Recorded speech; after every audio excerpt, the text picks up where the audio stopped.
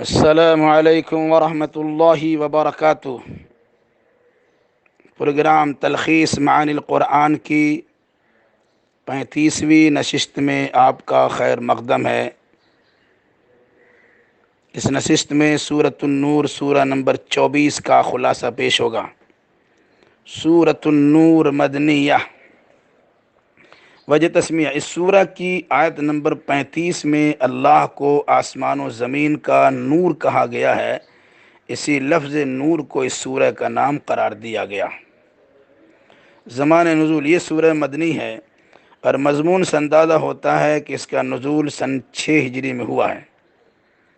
مرکزی مضمون: پردہ کے احکام، عفت و پاک دامنی کی تعلیم، بہتان ترازی کی ممانعت اور حصول اقتدار پر امر بالمعروف و نہی عن المنکر کے ذریعے اصلاح معاشرہ کا حکم دیا گیا ہے۔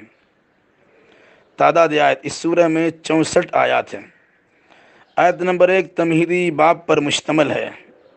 تمہیدی بات پر مشتمل ہے کہ سورہ کا نازل کرنے والا اور اس کے واضح احکام کو فرضیت کا درجہ دینے والا اللہ ہی ہے، جس نے حدود و تعزیرات کو عبرت پذیری کے لیے نافذ فرمایا ہے۔ آیت نمبر 2 سے 5 میں غیر شادی شدہ مرد و عورت سے زناکاری کا صدور ہو تو دونوں کو برسر عام 100 کوڑے لگائے جائیں گے، اور حد شرعی کے نافذ کرنے میں نرمی نہیں برتی جائے گی۔ زانی مرد کا نکاح کسی زانیہ یا مشرکہ عورت ہی سے ہو سکتا ہے، اسی طرح زانیہ عورت کا نکاح زانی یا مشرک مرد سے ہی ہو سکتا ہے۔ زنا اور شرک کو تقریباً ایک درجے میں رکھ کر شرک کی طرح زنا کی قباحت و شناعت بھی بیان کی گئی ہے۔ جس طرح کوئی مرد اپنی بیوی سے زنا کو گوارا نہیں کر سکتا، اسی طرح اللہ کسی بندہ سے شرک کو گوارا نہیں کر سکتا ہے۔ کسی پاک دامن عورت پر زنا کی تہمت لگانے والے سے 4 عینی گواہ پیش کرنے کا مطالبہ ہے، جنہوں نے عورت و مرد کو قلم و دوات کی شکل میں دیکھا ہو۔ اگر یہ 4 گواہ پیش نہیں کر سکے تو اس پر حد قذف الزام لگانے کا حد کے طور پر 80 کوڑے برسائے جائیں گے، اور اس وقت تک اس کی شہادت و گواہی کا اعتبار نہیں ہوگا جب تک کہ وہ سچی توبہ کر کے اپنی اصلاح نہ کر لے۔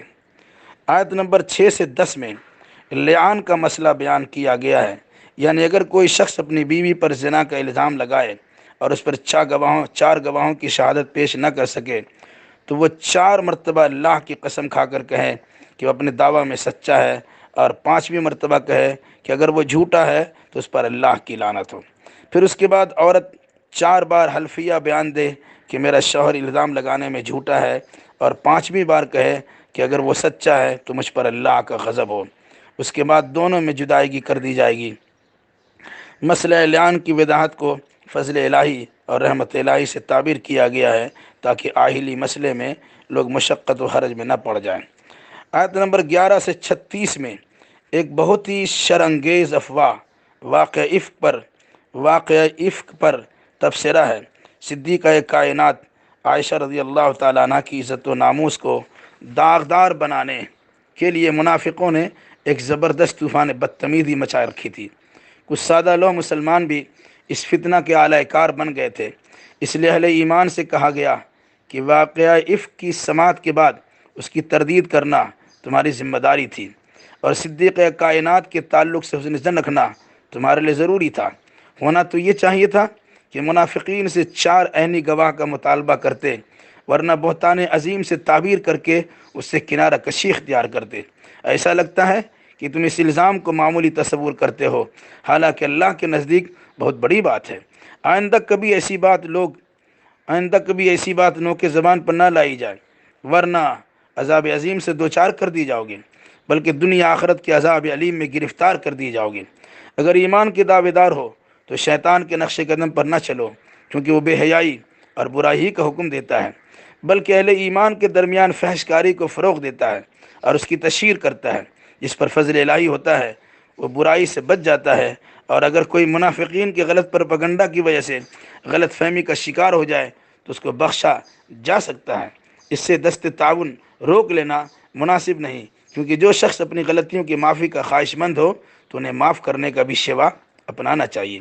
بھولی بھالی، سیدھی سادی، پاک دامن خواتین پر الزام و بہتان ترازی کرنے والے دنیا آخرت دونوں ہی میں لعنت و پھٹکار سے ہمکنار ہوں گے۔ بروز قیامت خود ان کے خلاف ان کے ہی اعضاء و جوارح کی شہادت و گواہی کی بنا پر ان کو مجرم گردانتے ہوئے ان کو کیفر کردار تک پہنچا دیا جائے گا۔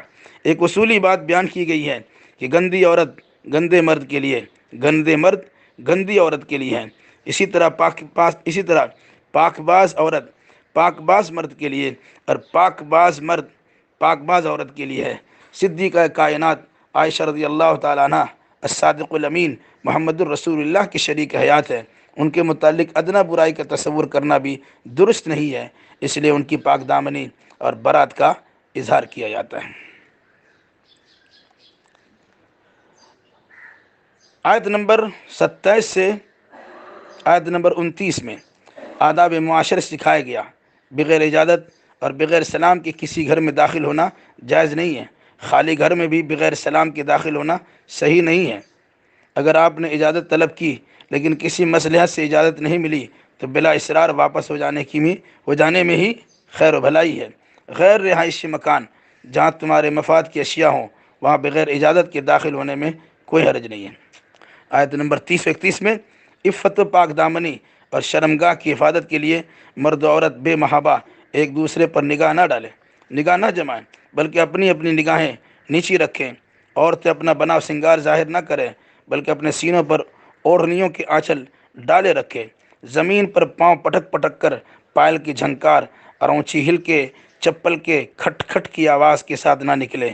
شوہر، والد، خسرو یعنی سسر، بیٹوں، بھائیوں، بھتیجوں، بھانجوں، سہیلیوں، خادماؤں اور کم سن لڑکوں کے سامنے ان کی زینت ظاہر ہو جائے تو اس میں کوئی قباحت نہیں ہے۔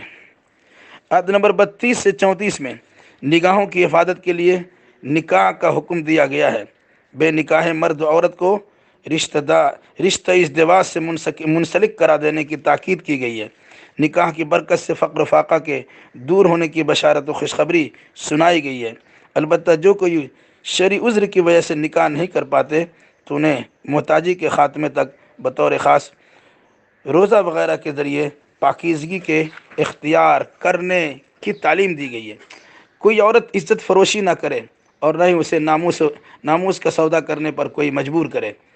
مذکورہ بالا احکام کی پابندی کر کے عزت و ناموس کی حفاظت کی جا سکتی ہے، ورنہ خلاف ورزی کی صورت میں گزشتہ قوموں کی ہلاکت کی تاریخ دہرائی جا سکتی ہے۔ آیت نمبر 35 سے 40 میں آسمان و زمین بلکہ پوری کائنات کو منور و روشن کرنے والا اللہ ہی ہے۔ مادی روشنی کے ساتھ روحانی زندگی کو نورانی بنانا، نور ہدایت سے بہرہ ور کرنا، نور علی نور سونے پر سہاگا کا مصداق ہے۔ انسان کو نور ہدایت مسجد سے عطا ہو سکتا ہے، اس لیے کاروباری حضرات کو ان کی تجارت، خرید و فروخت، ذکر الہی، اقامت صلاۃ اور ایتاء زکوٰۃ کی راہ میں رکاوٹ نہیں بنتی۔ انہیں قیامت کا خوف لگا رہتا ہے اور جزائے حسن اچھا بدلہ کا شوق رہتا ہے۔ مزید فضل و نوازش کی تمنا ہوتی ہے، جبکہ بروز قیامت اعمال کفار کی حیثیت سراب بے حقیقت کی مانند ہوں گی، کیونکہ وہ دنیا میں تہ بتہ تاریکیوں میں اس طرح گھرا ہوا تھا کہ انہیں کچھ سجھائی نہیں دیتا۔ وہ در حقیقت نور بصیرت اور روشنی ہدایت سے محروم ہے۔ ہدایت کی توفیق نہ ملنے کی وجہ سے گمراہی کے دلدل میں پھنس کر رہ گئے۔ آیت نمبر 41 سے 46 میں کرشمہ قدرت میں غور و فکر کی دعوت دی گئی ہے۔ ساری خلقت اللہ کی تسبیح سنجی میں مشغول ہے۔ آسمان و زمین، بادل، بارش، پہاڑ، بلکہ گردش لیل و نہار قدرت کی عظیم نشانیاں اور اہل بصیرت کے لیے سامان عبرت و نصیحت ہے۔ تمام جانداروں کی زندگی پانی پر موقوف ہے اور جملہ مخلوقات کی گوناگو کیفیات اللہ کی مشیت ارادہ پر منحصر ہے۔ مظاہر قدرت کے ساتھ قرآنی آیات و بینات لوگوں کے لیے راہ حق و صداقت کی وضاحت کے لیے کافی ہے۔ اللہ جسے چاہتا ہے صراط مستقیم پر چلنے کی توفیق مرحمت فرما دیتا ہے۔ آیت نمبر 47 سے 54 میں منافق اور مخلص مسلمانوں کے درمیان فرق واضح کیا گیا ہے۔ منافق بظاہر ایمان و اطاعت کے دعوے دار اور بباطن منکر و انکاری ہوتے ہیں۔ جہاں فائدہ نظر آتا سڑ جاتے ہیں، جہاں نقصان کا خطرہ لاحق ہوتا ہٹ جاتے ہیں۔ شکوک و شبہات میں مبتلا اور مرض نفاق سے دوچار ہوتے ہیں، جبکہ اہل ایمان کی یہ شان ہے کہ ہو اللہ اس کے رسول کے فرمان پر سو جان سے قربان، اللہ رسول کے اطاعت و فرما برداری، تقوی و خشیت الہی کامیابی و کامرانی کی ضمانت ہے۔ منافقین زبانی جمع خرچ کرتے ہیں لیکن عمل سے کوس دور ہے، جس کا وبال خود ان کے سر ہوگا، کیونکہ رسول کے ذمہ محض تبلیغ و دعوت ہے، سمع و اطاعت سامعین کی ذمہ داری ہے۔ آیت نمبر 55 سے 57 میں 6 شرائط کی تکمیل پر 3 وعدے کیے گئے: ایمان، عمل صالح، عبادت بلا شرکت غیر، اقامت صلاۃ، ایتاء زکوٰۃ، اطاعت رسول جیسے 6 شرطوں کے پورا کرنے پر خلافت، دین کی حفاظت، خوف و ہراس سے کے وقت سکون و طمانینت جیسے 3 وعدے پورے کیے جائیں گے۔ اذا فات الشرط فات المشروط، لیکن تکمیل شرائط کے بعد وعدے پورے ہونے میں کوئی چیز مانے نہیں ہو سکتی اور نہ کوئی شخص حائل ہو سکتا ہے۔ آیت نمبر 58 سے 59 میں پردہ کے کچھ احکام بیان کیے گئے ہیں۔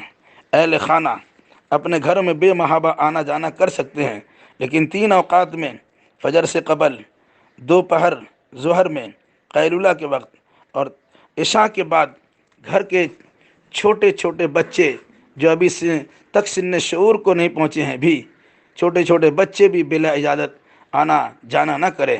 ہاں، یاد رکھا جائے کہ بالغ بچے دیگر اوقات میں بھی اجازت کے بغیر داخل نہیں ہوں گے۔ آیت نمبر 60 سے 61 میں عام عورتوں کو پردہ کا حکم دیا گیا، دوپٹہ لٹکانے کی تاکید کی گئی، لیکن بالکل ہی بوڑھی عورتیں دوپٹہ اتار دیں تو کوئی حرج نہیں ہے، بشرطے کہ زیب و زینت کی نمائش کا ارادہ نہ ہو، لیکن دوپٹہ ڈالے رکھے یہ زیادہ بہتر ہے۔ اور کھانے کے بعض آداب سکھائے گئے ہیں۔ رضامندی اور خوش دلی سے دوسروں کا کھانا کھایا جا سکتا ہے۔ حالات و مصالح کی مناسبت سے انفرادی و اجتماعی کھانے پینے کی اجازت ہے، اور جب بھی اپنے بیگانے کے گھر میں داخل ہونے کی نوبت آئے تو اجازت لینا اور سلام کے ساتھ داخل ہونا ضروری ہے۔ آیت نمبر 62 سے 64 میں مجلس کے بعد آداب سکھائے گئے ہیں۔ بغیر اجازت مجلس سے نکلنا مناسب نہیں۔ رسول اللہ صلی اللہ علیہ وسلم کی پکار کو عام لوگوں کی پکار کے مانند نہ تصور کیا جائے۔ کسی کا آڑ لے کر مجلس سے چپکے سے نکل جانا منافقوں کی خصلت ہے۔ رسول اکرم صلی اللہ علیہ وسلم کی مخالفت عذاب الہی کو دعوت دینا ہے۔ اللہ کو ساری چیزوں کا علم ہے، اسی کی طرف لوٹ کر جانا ہے، وہاں اعمال سے متعلق پوری واقفیت ہو جائے گی۔ اللہ تبارک و تعالیٰ سے دعا ہے الہی ہم جملہ مسلمانوں کو اور سارے انسانوں کو قرآنی آیات سمجھنے اور اسی کے مطابق عقیدہ و اعمال بجا لانے کی توفیق مرحمت فرمائے، آمین۔ السلام علیکم ورحمۃ اللہ وبرکاتہ۔